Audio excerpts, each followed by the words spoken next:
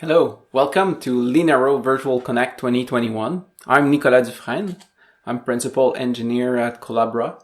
I've been working at Collabra for over 11 years.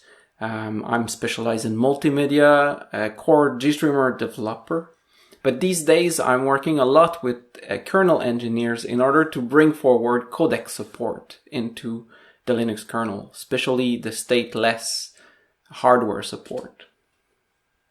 The story of codec in Linux starts a long time ago in 2011. So in 2011, it was the launch of the first generation of ARM Chromebook by Google, which was partnering with Samsung. And they were actually sporting an Exynos 5 SoC. And they managed to implement, using V4L API, a new way, actually, their codec support, the MFC codec. Later on in 2014, some folks actually reverse engineered the IMX6 and 51 series of codec, which was actually running the CODA chip. CODA refers to the brand name from Chips and Media's design. Yeah. So what's a stateful decoder? Because we can't speak about stateless decoder without mentioning stateful decoder, and this is a general idea because hardware can vary a lot, but in general it's composed of a processor and one or multiple accelerators. And the way it works is that you will input some bit stream into the hardware. The hardware will do all the processing, parsing, entropy decoding, or anything that is needed for that specific codec, and will produce frames in the right order at the output. So in Linux, the way we integrate all this is that we have a typical V4L video device, and this video device, unlike the other, have two queues. So there's an output queue and a capture queue. Now, bear in mind, this is historical naming. The output queue is the actual input. That's where the bit stream comes in. And the capture queue is the output of the decoder. And that's where the raw frames are produced. The stateful decoders are very simple. You don't need much codec specific knowledge in user space in order to drive such a hardware. So it's rather simple. But for open source purists, it very often comes with a firmware, and firmwares are 99.999% a closed source. For various reasons, they might contain source code from third parties. The architecture, the processor architecture might be totally custom, and there might not be any compiler actually available for that. The other downside of a stateful decoder is it can be much harder to multiplex, because some of the firmware might have limitation like 2 streams or 3 streams, totally arbitrary, and it doesn't correlate to the size of the streams. Oops. Now, in 2015, Google was creating the second generation of Chromebook device, and that's where they started working with Rockchip. And Rockchip was running actually a VDPU that was stateless. Stateless meaning that the hardware didn't keep a state of the streams that are being decoded. So you have to program everything. We'll see more details later. So what Google did is that they created a new way of using V4L specifically for these hardware, but it was under downstream kernel in 2015. Now, what's a stateless decoder hardware look like? Well, basically, the hardware is composed of acceleration function, which could be a single function per frame, a function per slice, or it could actually be a function that speaks to a processor that will drive some accelerators. We'll see later. And in order to drive this hardware, you have to pass all the information for decoding that specific frame. So all the references needed to decode that frame. You have to pass the bit stream, of course. well, only the part that you're not passing as parameters. So you have to pass all the parameters that are the context into which we are decoding. And then the picture will be produced in the order you are actually decoding them. So it's up to user space to reorder. Now, on the V4L2 side, it's a bit the same design. So there's still a video node with the output and the capture queue, but there's a lot more controls, and those controls are mandatory. They are the parameters that are needed to decode. Now, passing control was not enough because V4L is based on a queue, so you need to strictly correlate which control goes with which bitstream buffers. So it was introduced the request API. So the request is an object in a file descriptor, and you can attach control values to that request. And you can also associate your buffers that you're queuing with a request in a way that the driver can retrieve all the parameters for a specific bitstream to be decoded all together atomically inside the queue. This request was implemented in the media controller layer, and that layer was added for future enhancement to use actually request with cameras and other systems.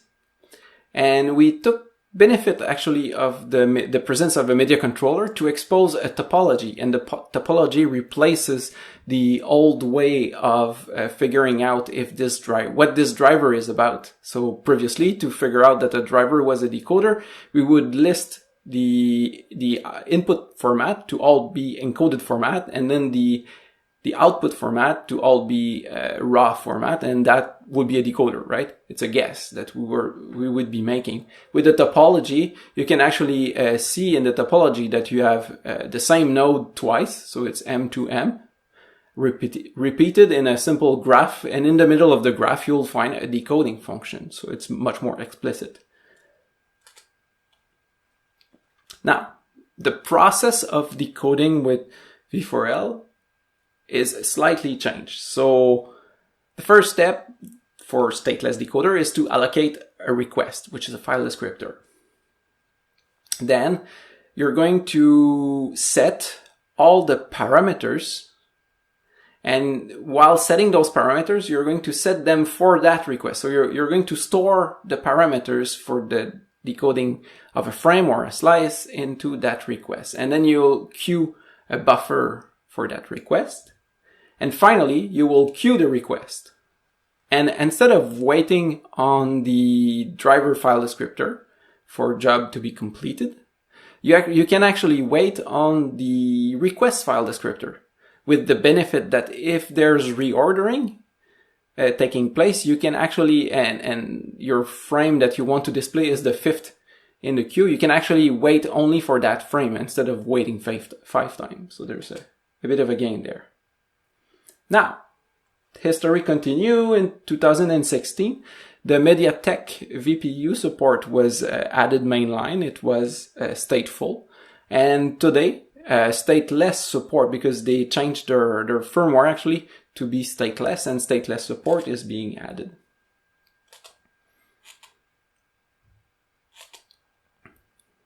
And yeah, not much more on the stateless side. Again, in 2017, Qualcomm Venice support, their own VPU, was added with multitude of formats. But on the stateless side, upstream was pretty much stalled. So there was a lot of issues.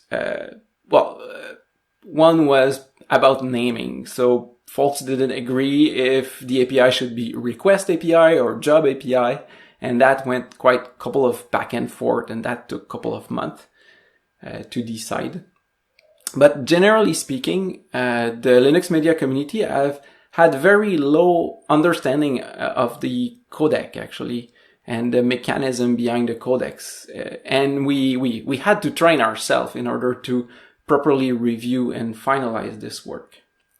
Also, most contributors had a very narrow view. They only had one hardware to play with, so they didn't know if their design was hardware specific or if it was going to work for multiple hardware, because in V4L we're trying to make things generic.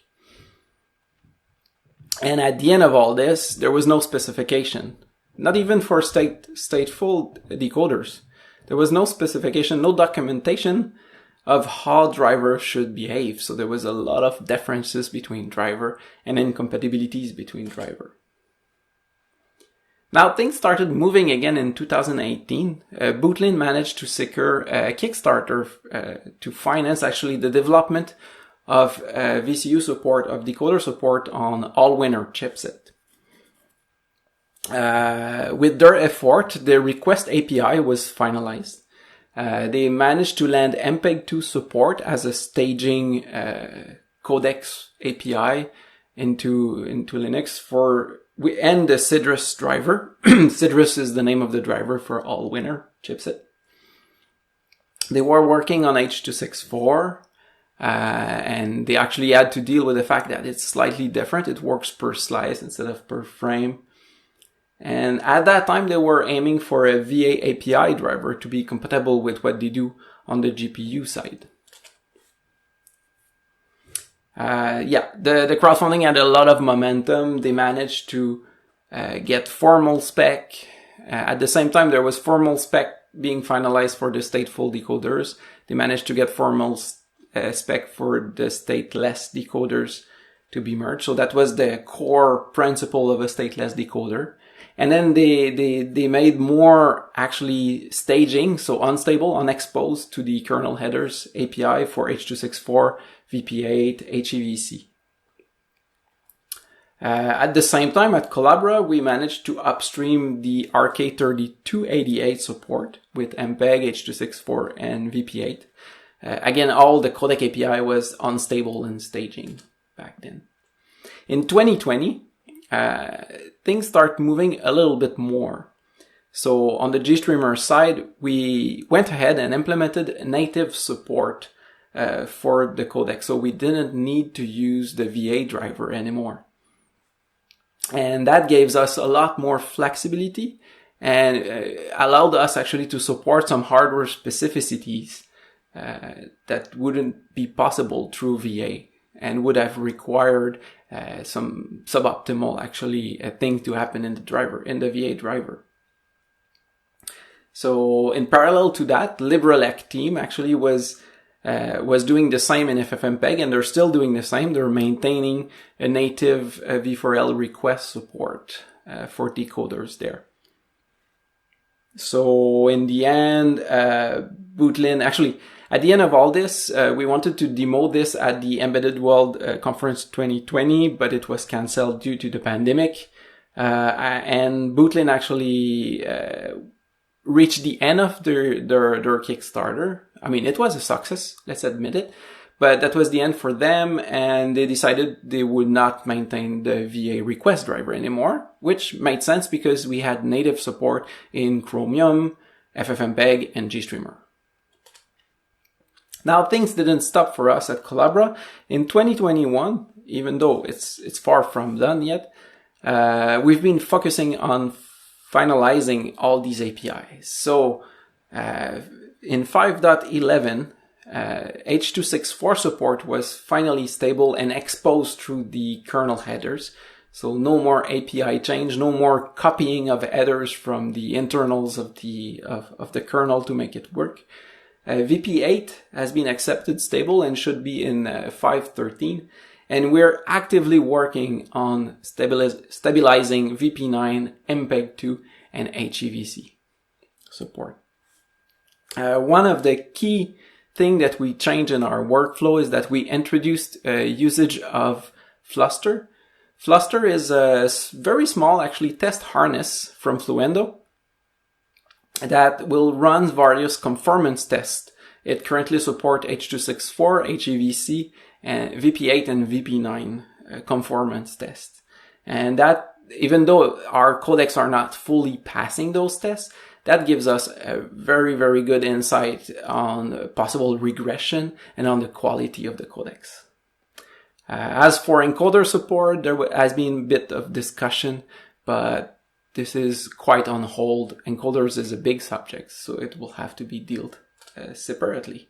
Now, what does it serve, all this? Well, it serves of course, Chromebooks to make them more mainline, more generic Linux running device. It helps vendor because now they have an API to implement when they want to support this. But it also helped the community, notably the MNT Reform, which is a IMX8M based laptop, which has a hand-throw, very silicon decoder. The Pinebook Pro, which is RK3399, the Pine Phone, which is an Allwinner with Citrus, the Librem Prism, and so on and so on. There's many SBCs, TV boxes, and everything. And this is it. It helps getting better codec support, and these codecs are also very flexible. Now, let's go for a little demo. I've booted a board from LibreComputer called the Tritium. It's actually running an Allwinner H3, and we'll be demoing GStreamer codec on that. So let me first log in. So this is running the latest kernel, so 5.12 RC1. So we're going to demo the stable H.264 support in the Linux kernel. And to do so, I'm going to use a GStreamer. So let's load the latest GStreamer because you need GStreamer from master. So that little command actually loads the environment in order to, after GStreamer has been built, to run the code in place without having to install it. That's it. And then let's try GST play.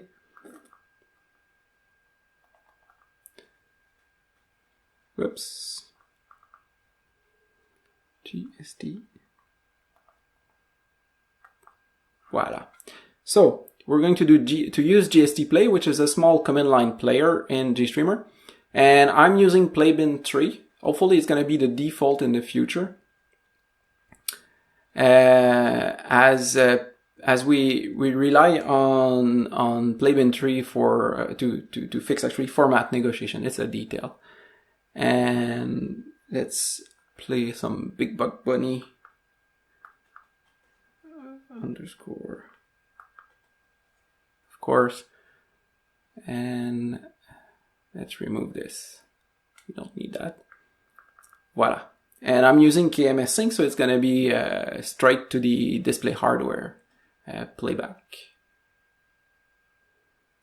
There we go. It's negotiating. Et voila. So now we're playing Big Buck Bunny, the usual movie. Sync is, of course, supported, so you can move in your stream. You can pause. You can seek and pause. That's not an issue. I haven't implemented reverse playback yet. That's in my to-do, but that should also work with stateless codecs. Et voila. So thanks for watching. I'll be around. This is pre-recorded session, but I'll be around for a couple of minutes to take your questions and try to answer them. Thank you very much for attending. Have a good conference.